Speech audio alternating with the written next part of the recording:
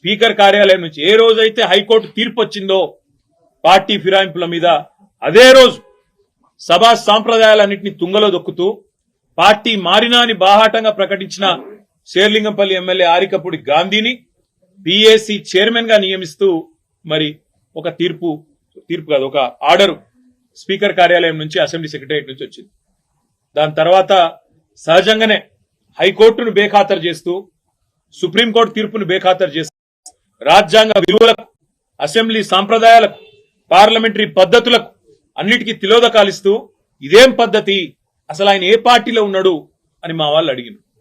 అయితే ఎంత విచిత్రమైన పరిస్థితి అంటే ఈరోజు రాష్ట్రంలో మొన్ననేమో నేను మారిన పార్టీ కాంగ్రెస్ పార్టీ విధానాలు నచ్చి మారినా అని చెప్పిన ఎమ్మెల్యే నిన్న మొన్నటి నుంచి నేను బీఆర్ఎస్ పార్టీలోనే ఉన్నా, నేను ఎక్కడికి పోలే, 10 మంది ఇక మాకు తప్పది పదవి గండం పోయితుంది మా పదవి అని చెప్పి కొత్త రాగం ఎత్తుకున్నారు. దాన్ని మా సోదరుడు ప్రశ్నిస్తే ఆయన ఇంటి మీదకి పోలీస్ ఎస్కార్ట్ పెట్టి డీసీపీలు, అడిషనల్ డీసీపీలు, ఏసీపీలు, సిఐలు ఒక గేటెడ్ కమ్యూనిటీ లోపలికి ఒక 50-100 మంది గూండాగాలు చొచ్చుకొని వచ్చి ఇవాళ ఒక ఎమ్మెల్యే ఇంటి మీద దాడి చేసే పరిస్థితి ఇప్పుడే మేము చూసినాం. ఎమ్మెల్యే గారి ఇంటి మీద దాడి చేయడమే కాదు, వారి ఇంట్లో ఉండే పెద్దలు, వారి తల్లిదండ్రులు వచ్చినప్పుడు కానీ లేదా వారి మామగారు వచ్చినప్పుడు కానీ ఉండే ఆ రూమ్ మీద మొత్తం అద్దాలు బలగొట్టింది. అందులో ఉన్న పెద్దలకు ఏమైనా అయ్యింటే, ఏమైనా జరిగింటే, జరగకూడదు ఏమైనా జరిగింటే ఎవడు బాధ్యుడు? రేవంత్ రెడ్డా లేకపోతే ఇక్కడ దాడి చేయడానికి వచ్చిన ఆరికపూడి గాంధీ?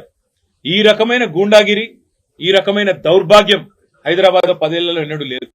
ఒక ఎమ్మెల్యే ఇంటి మీదనే దాడి, అది ఒక ఎమ్మెల్యే ఇంటి మీదకి దాడికి వస్తుంటే ఫ్యాక్షన్ సినిమాల్లో చూపెట్టినట్టు కార్లకెళ్లి బయటికి ఏలాడుకుంటా 20 బండ్లు పెట్టుకుని లైవ్ పెట్టుకుంటా ఆడికెళ్లి ఇటు దాకా పోలీస్ ఎస్కాట్ లో వచ్చిరంటే చాతగాని ఒక హోంమంత్రి, చాతగాని ముఖ్యమంత్రి ఈరోజు రాష్ట్రానికి ఉండడం వల్లనే ఈ దౌర్భాగ్యం దాపురించింది.